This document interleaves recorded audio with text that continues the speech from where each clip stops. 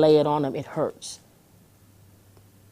And hear me when I say this, because in my previous marriage, I was physically abused by my spouse, and he would rear up at me and act the monkey, and then he would go back the next day and buy me roses or flowers or some sort. Well, it got to the point when I saw flowers, it just irritated me to no ends, because it was like he was trying to make it right with the flowers, but the repetitive action of abuse was, I don't even want to see flowers. I'm not even a flower person now. I'm still not a flower person. You know, just buy me a burger. I don't know. Feed me. Give me a steak and taters. But don't buy me flowers. And it's because it causes a reminder of the hurt over and over and over again. So if you're going to soothe, when you touch them, let it be sincere. Let it be genuine. Don't let it be just to get you off the hook for the moment, but you know you're back to the same response and the reactions, because then that soothing becomes prickly, hurtful. Good stuff? Good stuff. Y'all awake? Yes. Okay. Now, this question here says, how do I deal with someone who blows up and shuts down when we are talking? I can start with that one. Go ahead. Most males in a relationship, if it's a conversation that he's not comfortable with, he unplugs. That's been history of my doing. It's not. I may not be an error. It could be just something that's complicated to deal with. And when you unplug, you're allowed not to have the source to keep it going. Women, naturally, y'all love to talk. And that's not being facetious. Most women love to talk. Yeah. A man would say, well, he needs to say he's done, but if the more you come after him, he's going to find something unplugging. Oh, it's not going to do no good. Keep talking, somebody's going to unplug. But while he's unplugging, it's causing more friction. But if I say, now you got to have a timeline of when we're going to discuss this matter. And we got 5 minutes. You got a 30-second left, and I'm done. Don't worry, ladies. I'm going to fix it. Come back and let's pick up later. Because if you spend the whole time talking about the same subject matter, the man will unplug. Now, the brothers are in agreement. They're like, yeah, that 5 minutes sounds about right to me. Yeah. Anyway, brothers, if you disagree, if you're with me, brothers, you agree with that? I love them. You're a smart man. Yeah. Smart man. You teach these brothers something. Yeah. When I say 5 minutes, not just literally 5 minutes. I know it's what you a mean. time where if you ask me the same question, I give you the same answer, then either I'm telling the truth or I'm lying. If I'm telling the truth, I'm done. I've already given you that. Now we need to find a way to cultivate what it takes to keep me from unplugging. Now, it's not that I should unplug every time, but it's a part of my upbringing in my family. You know, when folks didn't like something, they just unplug. Everybody went their own way, and that was it. When you get married, that changes. You gotta stay connected. You know, right? And if the fuse blows, let me go outside and click it again. Click it again, then come back and get a break. Yeah. Hallelujah. Well, that's a good way to look at the unplugging, dealing with someone who blows up and shuts down. But I'm gonna look at it from this perspective. Sometimes that blow up and shut down is to keep from dealing with what they need to deal with. Sometimes that's a tactic. And if that's the way that they do it every time, then that's a way of saying, I don't want to deal with that. Now, I'm mostly referring to the shutdown. Now, the blow up, that's a whole different. The blow, that's what I see. I was dealing with the part where it says this person blows up and shuts down when we're talking. Well, that's a tactic. That's I don't want to talk about it. It's also a way to deflect, to keep from communicating, which sometimes men don't want to, communicate because they feel like the more I talk, the more I might get in trouble. So they try to get the shortest answer. Try to get the shortest answer, because if I say 6 words, that 6th word is what got me in trouble. Now, if I had just said 3, I would have been good. And so I don't just sit here for no reason. I know what I'm talking about. Hallelujah. And so they try to give the shortest answer that's going to get to the closest door of exiting this situation. Yeah. So, but we all know that that is not healthy all the time. By far. Right. You're not going to, because in the middle of it all, if you give a short answer and we don't talk about what it is that's bothering me, do you really think because you gave a short answer that I let it go, oh, okay, and I turn over No, and not say, at all. okay? No, that's now sitting there and it's smoking like a little fire. You just blowing it. Eventually, that thing's going to blaze one day. Yeah. It's going to be a huge, huge problem. And so you're just buying time, guys. Tell your wife I've been buying time. No one look at each I'll other. tell you this, Sarah. I'm not going to tell her that. But the fact of the matter, that's what it is. You're just buying time because eventually that smoking little pile of whatever it is going to go ablaze. And then we had to find out, why are you blowing up? What are you blowing up about? It's But- to deflect it. Well, I understand, but what is the reason of your blowing up? I mean, everybody have times where things doesn't quite go the way they want it. And one thing I've learned in relationship, if I raise my voice, you're gonna raise yours. Now, now the problem with that is it doesn't get to the solution. Right. So the blowing up to go out the door, well, you just need to go out the door. Don't need to blow up. Well, as that's what I mean. excuse. Yeah. It gets away from the communication. They don't really want to talk about, and this male or female. This is not all a guy thing. Yeah, yeah. I've seen this with females as well. They blow up, they get mad, they scream, and it's their exit. I get to go out the door now. Whew, got out of there. I ain't got to answer no more questions, or I don't have to talk about the situation. So the blow up is kind of like. A big bear move. Mom said, get everybody to run away from you. It's a big bear move. Yeah. Go away. Don't ask me nothing else.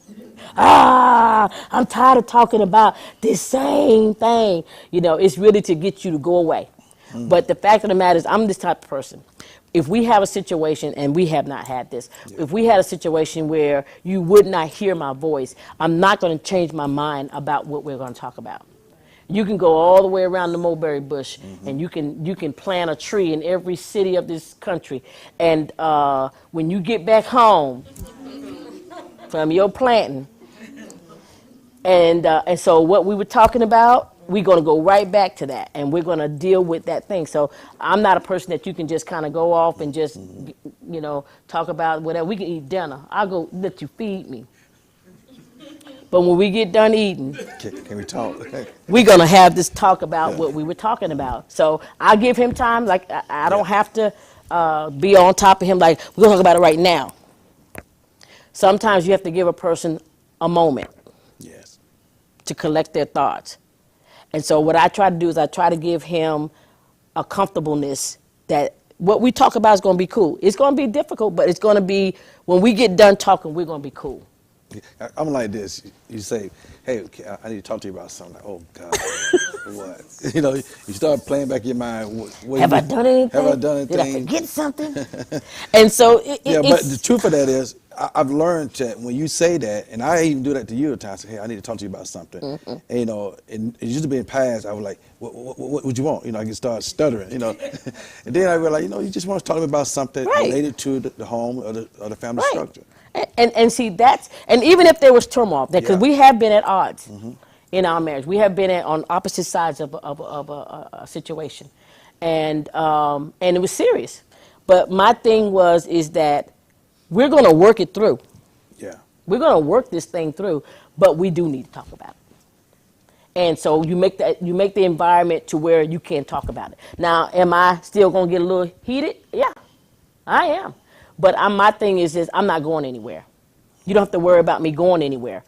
I'm still going to be here, but we need to talk about this sensitive matter. And so that is very important in a relationship when you're dealing with these little blow-up things. Don't allow that to be the final word. So when they get done blowing, being the bear, just go right back to your question. So,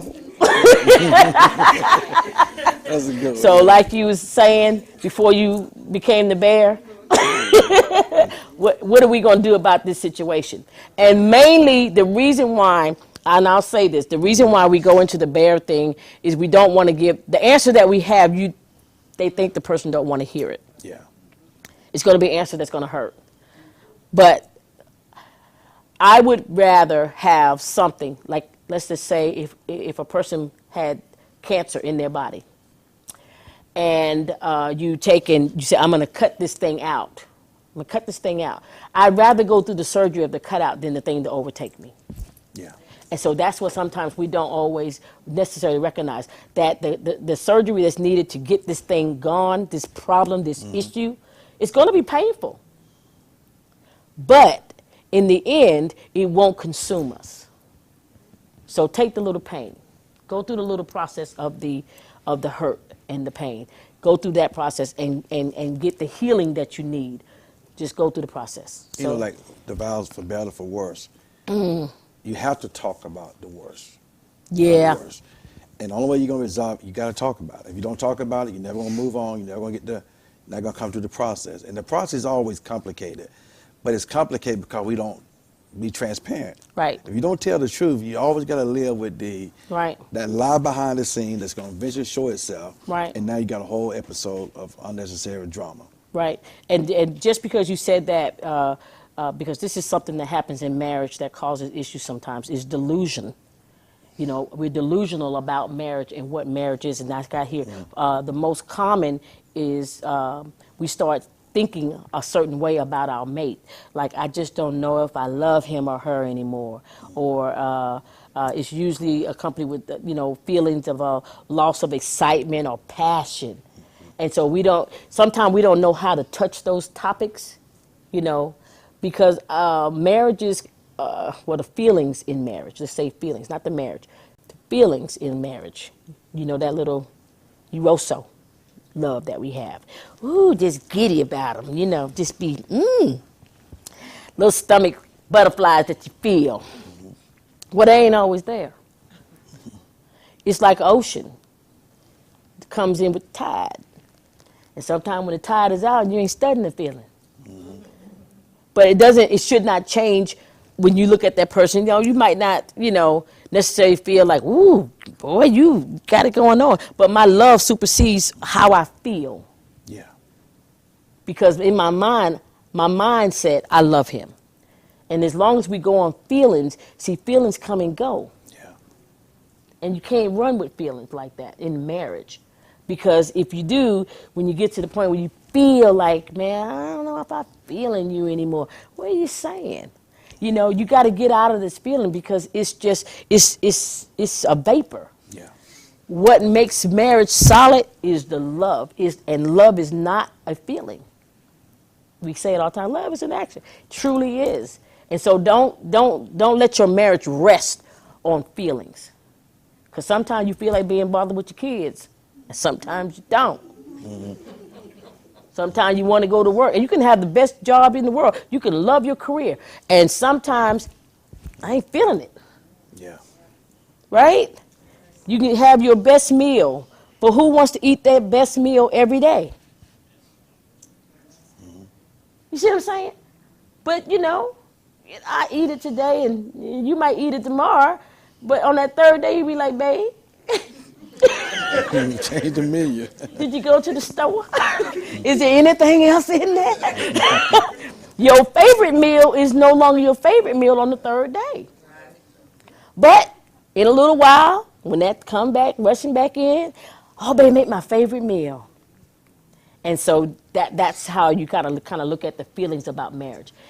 Don't treat your spouse how you feel. That's good. Treat your spouse how you love them. Isn't that awesome? Somebody pin that. Pin that. That was really good. Somebody, is they going to send me a check for that? And maybe not. But this is, you start questioning your marriage. Is our marriage supposed to be? Don't let the enemy get in your head like that. Yeah. Your marriage is supposed to be in it. You're in it. And so make it work. Put your hand to it. Touch it in every way. Every day, I say, put your hand on your marriage every day. Do not let it one day go by and you don't touch your marriage. Every day, I have to touch my marriage, every day. And people think, oh, you and Prophet, y'all the perfect couple. We work on our marriage every day. Every day. All day. Every day and all day. And it takes that. Because, even as believers, we know they keep the enemy out of the camp. You got to be on your game. He comes in every possible way. If it ain't nothing but just because he's OCD. And I'm so the other end of OCD. Yes.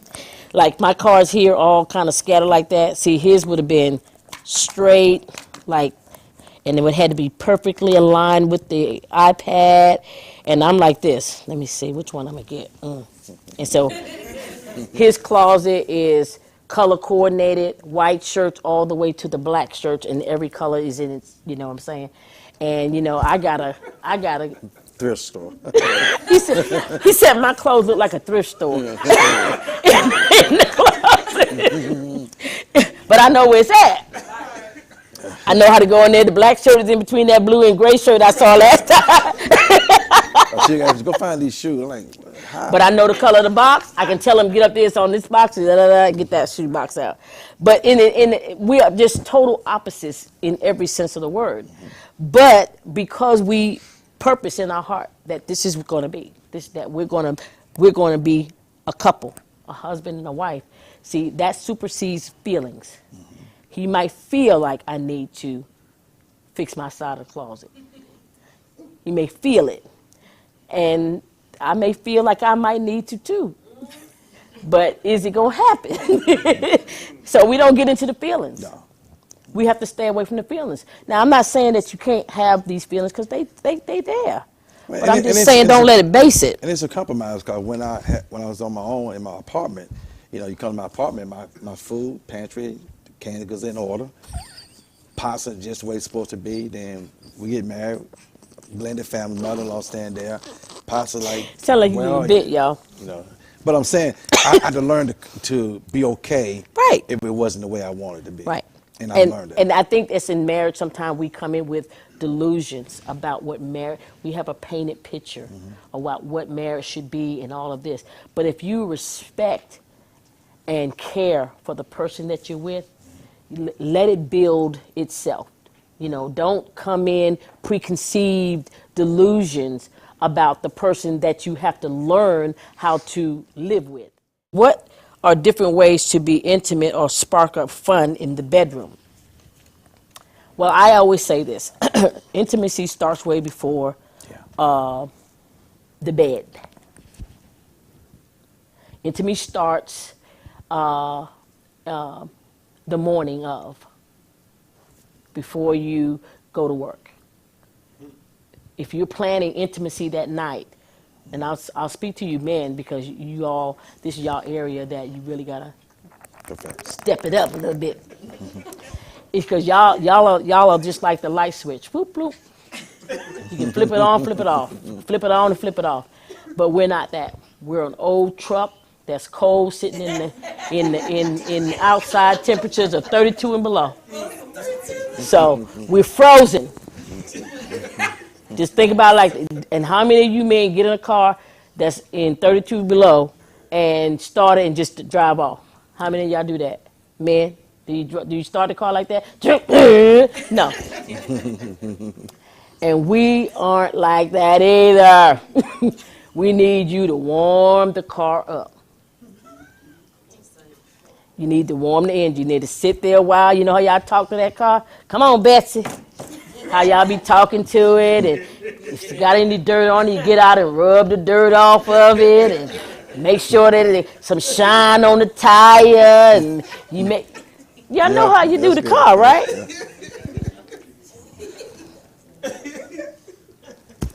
I'm an Oldsmobile. You gonna have to do some stuff. And so what we in the morning of the day that you are saying, I want to be with my wife tonight. Go watch a movie. Watch it. That's what he says. Man, you want to watch a movie? That's his start the engine. Yeah. And when you get our age, okay, baby, yeah, pick the movie. We ain't got time, we're too over that. Pick the movie. But for the rest of y'all, let me give y'all some advice. Help y'all out. Mm-hmm. You got to start that morning. Yeah. We women are all about touch, conversation, romance, words. When I say touch, I'm not talking about hold our hand, touch our face, touch our hair, for those who let people touch their hair. It could just be just coming up behind and just just an embrace. Yeah. You know, I'll tell you this, man, it's not standing there and ta-da!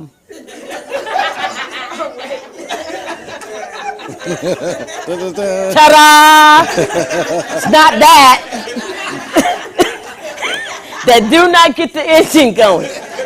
That might get the that might get the garage closed. You ain't going nowhere. Do your dance. Yeah. Same dance. When I say romance, it's gotta be gentle. It's gotta be, it's gotta be nice. And however it progress after that, that's fine. But in the beginning, you gotta make her feel wanted. Is what it takes. And it's gotta be very precise. She's the focus. You remember that? She's the focus because that's what got it from the beginning. Your attention was toward her, and she would never marry you. If she felt like you had the wandering eye the whole time, she never would have married you.